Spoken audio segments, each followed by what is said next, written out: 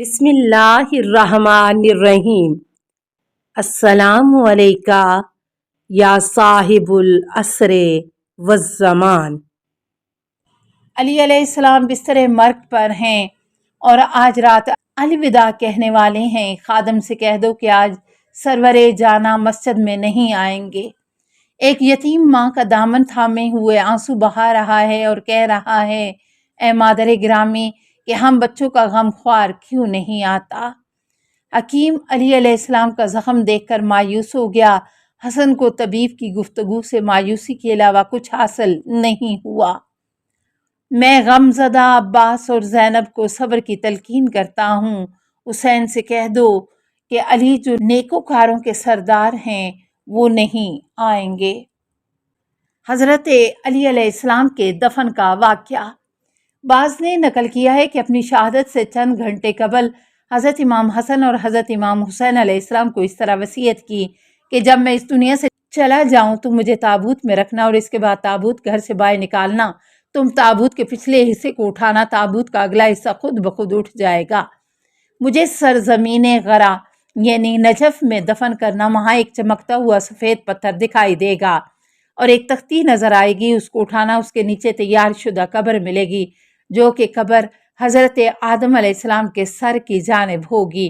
مجھے اس میں دفن کر دینا۔ جب حضرت کی 21 رمضان کی رات شہادت ہوئی، امام حسن علیہ السلام نے اپنے بھائیوں کے تعاون سے حضرت کو غسل کے بعد حنوط کیا اور کفن دیا اور نماز پڑھی۔ اس کے بعد حضرت کو تابوت میں رکھا، تابوت کو پیچھے سے اٹھایا، تابوت آگے سے خود بخود بلند ہوا۔ حسن و حسین، عبداللہ بن جعفر، محمد حنفیہ رات کے وقت جنازے کو نجف کی سرزمین میں لائے۔ اچانک وہاں پر ایک چمکتا ہوا سفید پتھر دکھائی دیا، اس کو نکالا تو وہاں ایک تختی نظر آئی، اس پر لکھا ہوا تھا، یہ وہ قبر ہے جس کو نوح علیہ السلام نے حضرت علی علیہ السلام کے لیے ذخیرہ کیا ہے۔ جنازے کو اٹھا کر قبر میں رکھا، قبر کو بند کر کے کوفہ واپس لوٹے۔ حضرت امام صادق علیہ السلام سے روایت ہے کہ حضرت امیر المومنین علیہ السلام نے فرمایا، میرے لیے 4 مقام پر 4 قبریں کھودیں، ایک مسجد کوفہ میں، نمبر 2 یکوفہ کے میدان میں، نمبر 3 نجف میں، نمبر 4 جودہ بن محسرہ کے گھر میں، تاکہ میری قبر کا کسی کو پتہ نہ لگے۔ یہ وصیت اس لیے کی تھی تاکہ حضرت کی قبر ان کے دشمنوں کے کھودنے اور توہین کرنے سے محفوظ رہے۔ حضرت علیہ السلام کو رات کی تاریکی میں چھپا کر لے جایا گیا اور 4 افراد جنازے کو اٹھا کر لے گئے۔ وہ 4 آدمی یہ تھے: حسن و حسین، محمد حنفیہ، عبداللہ بن جعفر۔ بعض روایات کے مطابق حضرت کی قبر حضرت امام جعفر صادق علیہ السلام کے زمانے تک اور ایک اور قول کے مطابق ہارون الرشید کے زمانے تک مخفی رہی۔ حضرت امام حسن علیہ السلام کا خطاب۔ کوفہ کے تمام لوگ عزاداری میں غرق تھے۔ لوگ ہر طرف سے گروہ در گروہ تعزیت کے لیے آ رہے تھے اور امام حسن اور امام حسین علیہ السلام اور باقی بھائیوں اور رشتہ داروں کو تعزیت پیش کرتے تھے۔ جب لوگ مسجد کوفہ میں پہنچے تو اس موقع پر حضرت امام حسن علیہ السلام نے لوگوں سے حمد و ثنا کے بعد فرمایا کہ اے لوگو، آج کی رات ایسا شخص اس دنیا سے گیا ہے کہ جو پہلے گزر چکے ہیں انہوں نے اس پر سبقت حاصل نہیں کی اور آنے والے اس تک نہیں پہنچ سکتے۔ وہ رسول خدا کے علمبردار تھے۔ جبرائیل جس کے دائیں طرف اور میکائیل بائیں طرف ہوتے تھے، وہ میدان سے اس وقت نہیں پلٹتے تھے جب تک خدا ان کے ہاتھ پر فتح حاصل نہ کرے۔ خدا کی قسم، مال دنیا میں سے سوائے 700 درہم کے کچھ نہیں چھوڑ گئے اور یہ ان کے حصے کے تھے اور چاہتے تھے کہ اپنی اہل بیت کے لیے کچھ خریدیں، لیکن موت نے فرصت نہ دی اور عید کے لیے میرے بابا نے کچھ بھی اپنی بیٹیوں کو خرید کر نہ دے سکے۔ باخدا اس رات میرے بابا نے وفات پائی کہ جس رات یوشع بن نون موسیٰ کے وصی کی وفات ہوئی۔ یہ وہی رات ہے کہ جس رات حضرت عیسیٰ علیہ السلام آسمان پر چلے گئے۔ یہ وہی رات ہے کہ جس رات قرآن نازل ہوا۔ حضرت علی علیہ السلام کی قبر پر ایک نابینا فقیر کا اپنی جان کا نذرانہ پیش کرنا۔ روایت میں ہے کہ جس وقت امام حسن علیہ السلام اور امام حسین علیہ السلام اپنے پدر بزرگوار کو دفن کر کے واپس آئے تو شہر کوفہ کے دروازے کے قریب ایک ویران جگہ پر ایک فقیر نابینا کو دیکھا کہ جو بیمار تھا۔ اینٹ کو اپنے سر کے نیچے رکھ کر نالہ و فریاد کر رہا تھا۔ وہ کہتا تھا کہ میں ایک فقیر نابینا ہوں، نہ کوئی میرا مونس ہے، نہ غم خوار۔ 1 سال سے اس شہر میں پڑا ہوں۔ ہر روز ایک مہربان غم خوار میرے پاس آتے تھے اور مجھ سے احوال پرسی کرتے تھے، میرے لیے غذا لاتے تھے، مونس اور مہربان تھے۔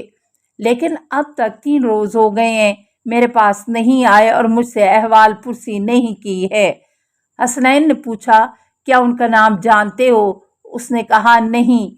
جناب حسین علیہ السلام نے پوچھا، کیا تم نے ان سے نہیں پوچھا کہ ان کا نام کیا ہے؟ اس نے کہا کہ میں نے پوچھا تھا، لیکن اس بزرگ نے جواب دیا کہ تجھے نام سے کیا کام ہے؟ خدا کے لیے تمہاری سرپرستی کرتا ہوں۔ انہوں نے پوچھا، اے فقیر، اس کا رنگ اور شکل کس قسم کی تھی؟ اس نے کہا، میں نابینا ہوں، مجھے نہیں معلوم کہ ان کا رنگ اور شکل کس قسم کی تھی۔ انہوں نے پوچھا، کیا کوئی علامت ان کے گفتار و کردار کی یاد ہے؟ اس نے کہا، ہمیشہ اس کی زبان پر ذکر خدا جاری ہوتا تھا۔ جب وہ تسبیح و تحلیل کرتے تھے، زمین در دیوار اس کے ساتھ تسبیح کرتے تھے۔ جب میرے پاس بیٹھتے تھے تو فرماتے تھے، مسکین جلسا مسکین غریب جلسا غریب، مسکین مسکین کے ساتھ بیٹھا ہوا ہے، غریب غریب کے پہلو میں بیٹھا ہوا ہے۔ حسن و حسین علیہ السلام، محمد حنفیہ اور عبداللہ بن جعفر نے اس مہربان ناشناختہ کو پہچان لیا۔ وہ روئے اور کہا کہ اے فقیر، یہ نشانیاں کہ جن کو تم نے شمار کیا ہے وہ ہمارے بابا امیر المومنین حضرت علی ابن ابی طالب کی ہیں۔ فقیر نے پوچھا، ان کو کیا ہوا کہ 3 دن سے میرے پاس نہیں آئے؟ انہوں نے کہا، اے غریب بے نوا، ایک بدبخت شخص نے حضرت پر ضرب لگائی، اس کی وجہ سے اس دار فانی سے دار البقا کی طرف کوچ کر گئے ہیں اور ہم ابھی دفن کر کے واپس آئے ہیں۔ ہائے، ہم یتیم ہو گئے۔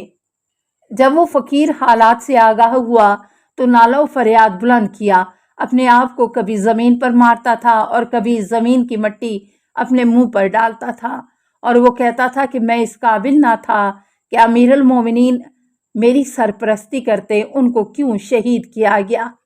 حسن اور حسین علیہ السلام جتنا بھی اس کو دلاسا اور تسلی دیتے، وہ اتنا ہی گریا کرتا۔ نہیں معلوم ہمیں کیا مرحلہ درپیش ہے، وہ ہمارا محبوب شخص ہمیں غم زدہ چھوڑ گیا۔ اس غم زدہ کمزور بوڑھے کو اس ویرانے میں غریب، بے کس اور بے یار و مددگار کی حالت میں چھوڑ گیا۔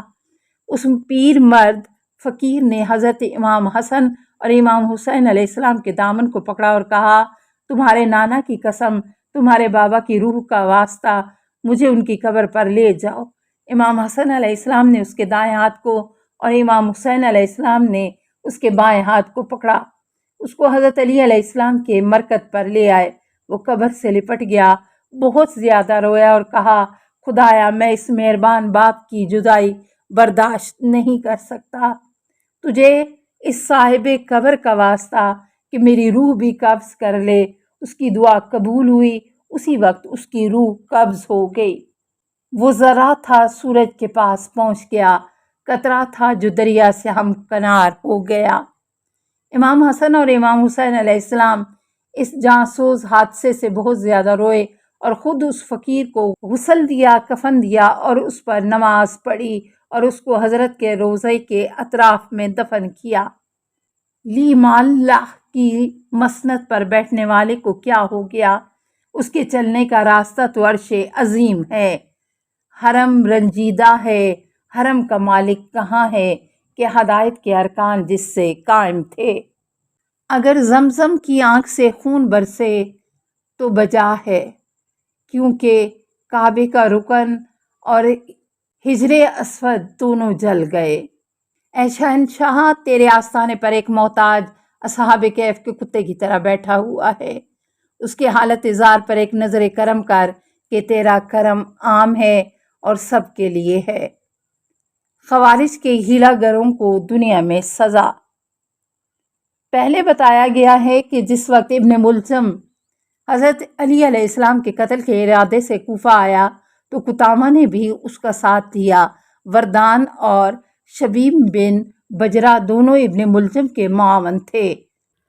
السلام علیکہ یا صاحب العصر والزمان، الامان الامان الامان من فتن الزمان، السلام علیکہ یا خلیفۃ الرحمن، السلام علیکہ یا امام الانس والجان، السلام علیکہ یا مظہر الایمان، السلام علیکہ یا شریک القرآن، السلام علیکہ یا قاطع البرہان، السلام علیکہ یا امام زماننا، ھذا اجل اللہ فرجک وسہل اللہ مخرجک وظہورک، السلام علیکہ ورحمۃ اللہ۔ اللہم صلی علی محمد و آل محمد۔